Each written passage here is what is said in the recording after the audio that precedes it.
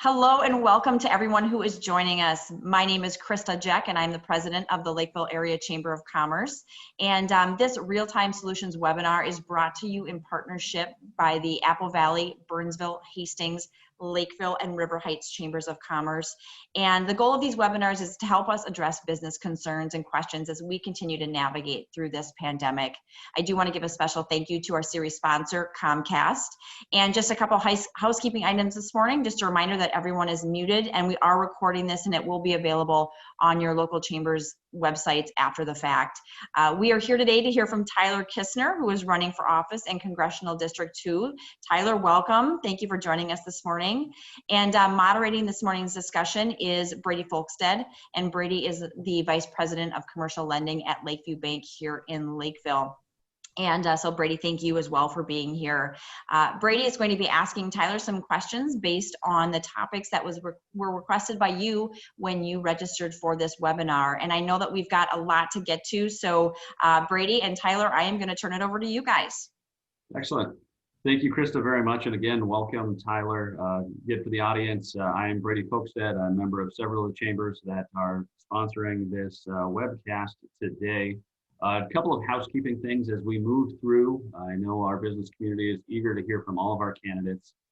Just so we can get to most of the topics that people requested as they registered for today, we'll attempt to keep the answers to about 2 minutes apiece as we run through, just so the people watching understand. When we're at about the minute 30 mark, my background will turn yellow, and then when we do hit the 2 minute mark, it turns red, just so our candidates, although we only have one at a time on, they know that we need to move on to the next question. With that, Tyler, again, welcome. Thank you so much for being with us. We appreciate that. As we learn through these questions, first, we'd like to know a little bit about you. If you could tell us a little bit about yourself, maybe what prompted you to run for office, and then also, I think there was a special near election surprise in your family. You could tell us a little bit about that too.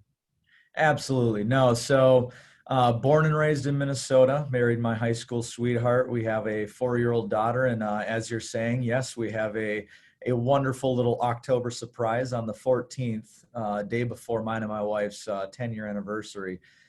We had our second child, a little baby boy. So being Gabriel, we brought little Gabriel home, and my daughter within 10 minutes was talking about how cute he was, and then was wondering when we were going to have our little sister next. But no, things are going really well. Both mommy and the baby are healthy and happy, and our little girl is helping out as much as she can. And after I graduated from the University of Minnesota, Twin Cities, with my wife, I commissioned as an officer in the Marine Corps. I served 9 years.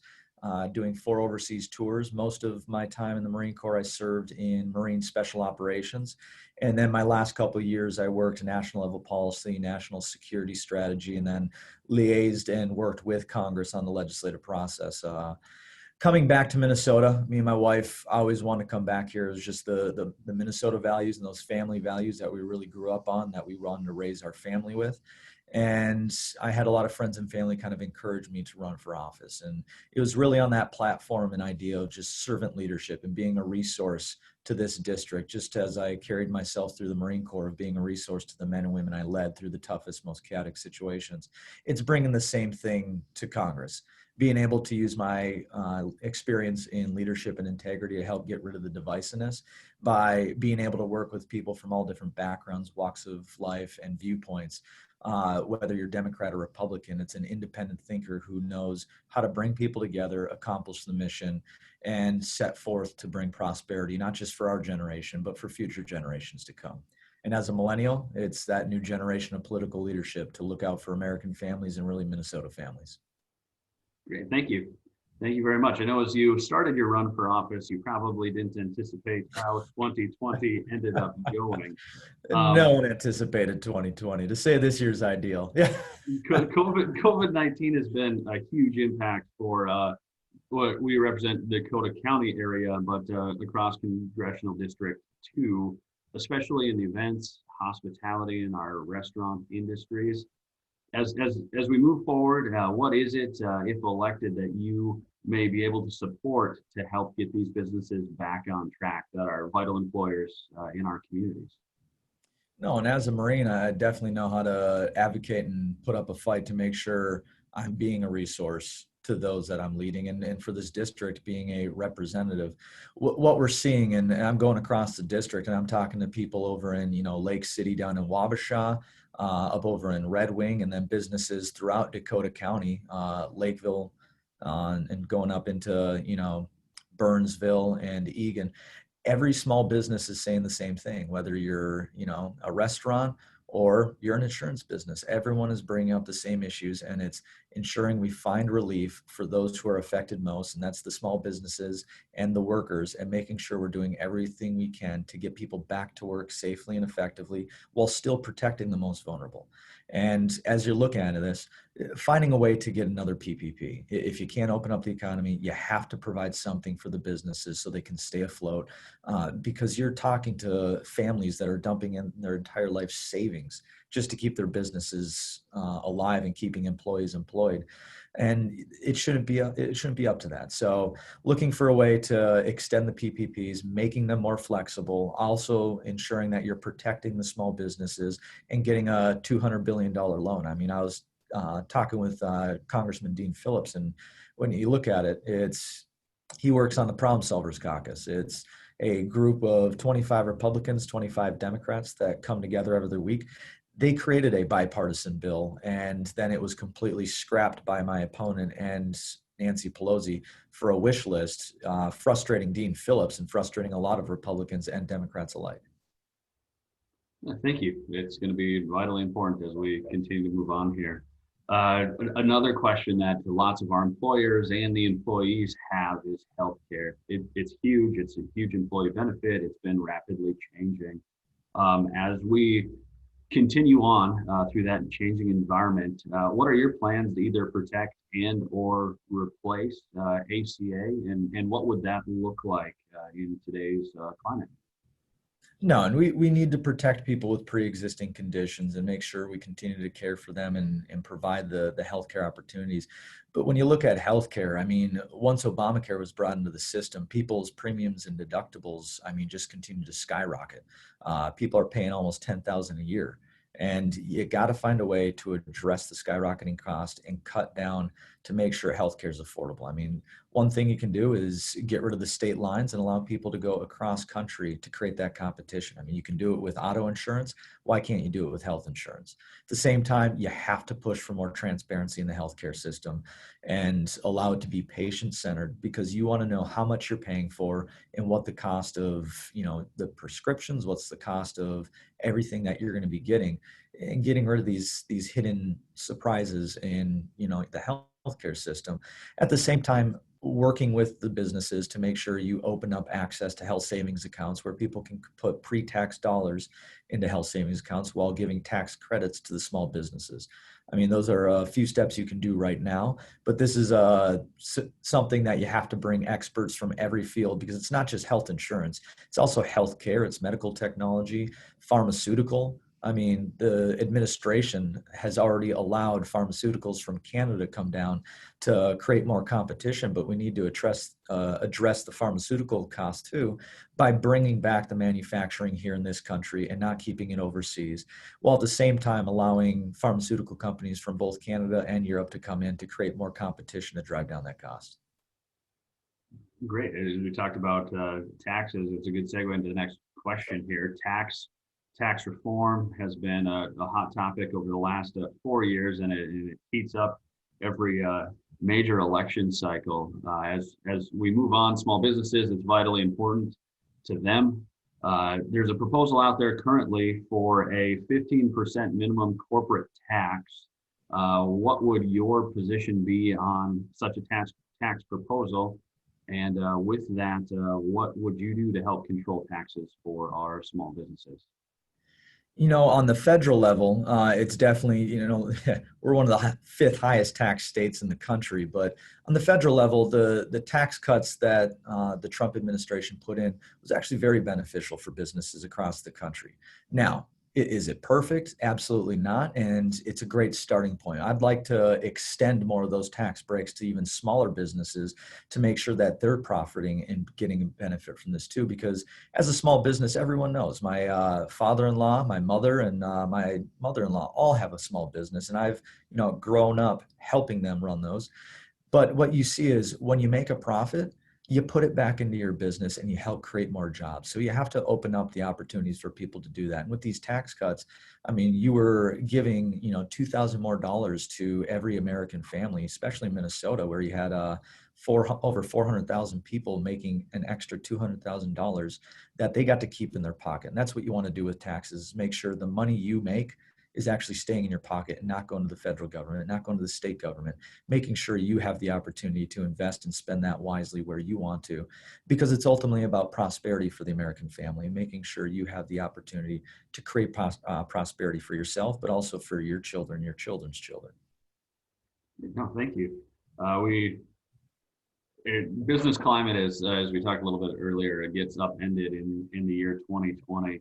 One of the things that has become in the spotlight is criminal justice reform and criminal justice in general. Now, this is at the federal level, so it's a little different here, but what is it that we could do at the federal level that might help our states and local municipalities improve the public safety climate, as the safety of patrons at businesses, employees, and the property of business owners is vitally important to a functioning local economy for us?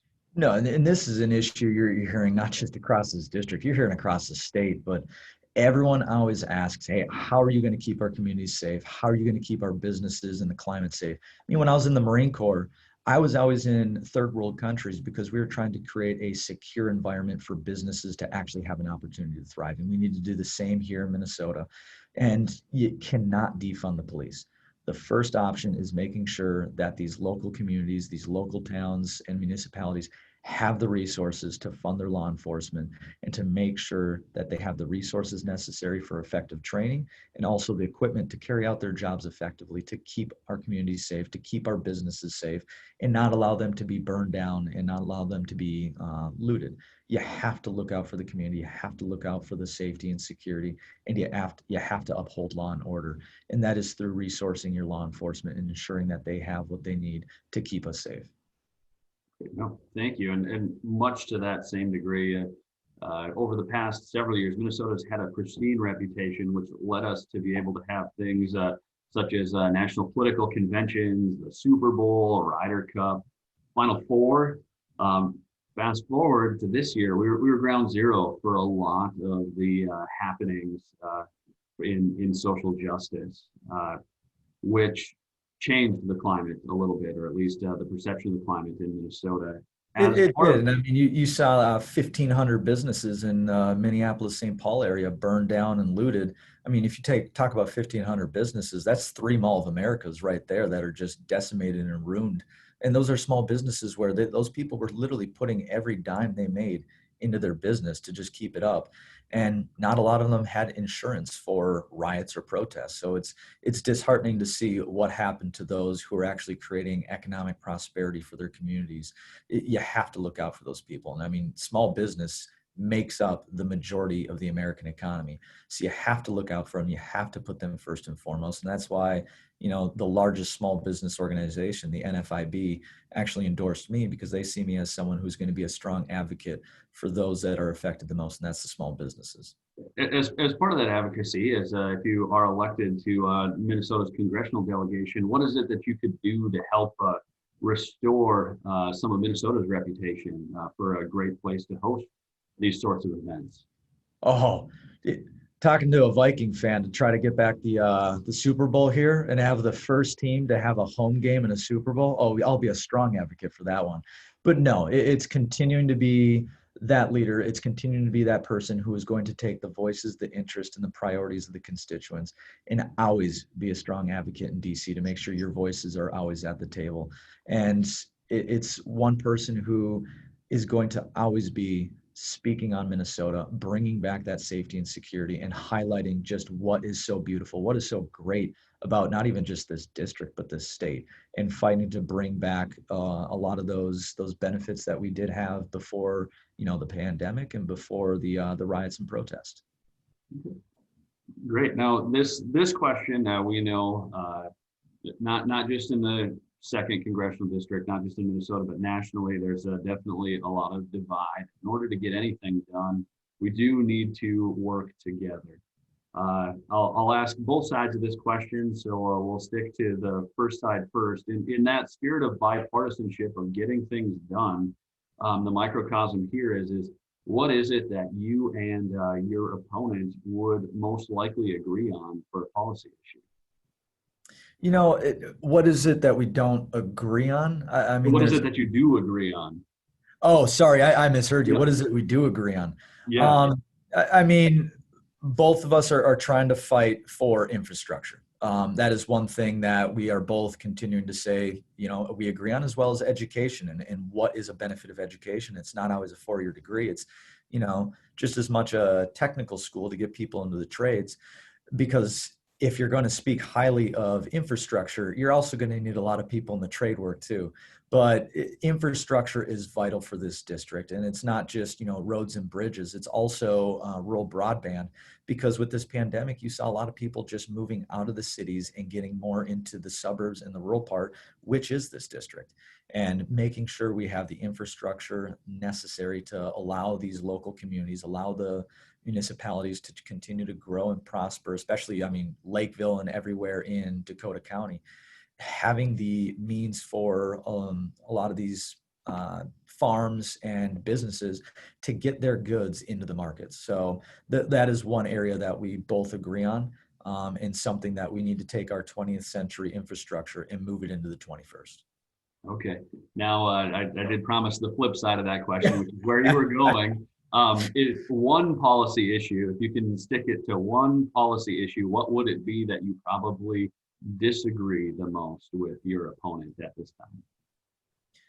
I think the one policy issue is not so much policy, it's just in regards to conduct. And it's just truly being bipartisan. When you look at my opponent, she talks bipartisan, but her actions speak completely opposite. She votes with her party over 97% of the time. At the same time, she speaks against special interest, yet almost 40% of her campaign cash comes from special interest. And everyone asks, well, how am I going to be different? It's that experience of being a veteran, having worked with people from, different political parties, different backgrounds, walks of life, working overseas with an entirely different culture, and still coming together on a common ground on how to accomplish the mission. And that's where I always say that the one caucus I want to join is the Problem Solvers Caucus. Minnesota's very own Dean Phillips is in that caucus, and it's 25 Republicans, 25 Democrats. They meet every single week and they talk about the hard issues. They sit at the table and figure out a bipartisan way to come to an agreement. And when you talk about COVID relief, that was the very caucus that created a relief bill that had no strings attached. It was a clean bill. And what you saw in the House is they completely just brushed it away and made their own bill, which frustrated a lot of Democratic colleagues of my opponent, yet my opponent still voted for it and a lot of them didn't. It's disheartening to see the divide. And the only way you bridge that is through that conversation and through a means to just come together and figure out what you can do best for who you're up there to work for. It's for the people's interest and not the special interest. Great, thank you. And as we, again, thank you very much, Tyler, for joining us. It's a super busy time coming in the final less than a week before Election Day here. With that, just a couple minutes of wrap up for you. Leave us with a couple minutes of your closing thoughts for helping our small businesses and your thoughts on doing so with the upcoming election here.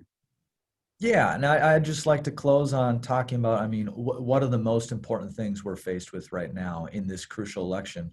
And it's making sure we're focusing on those affected most by the coronavirus and finding an effective way to combat this virus through an effective vaccine and stockpile of resources to ensure we're safe for this pandemic, but also future, while at the same time getting this economy back open.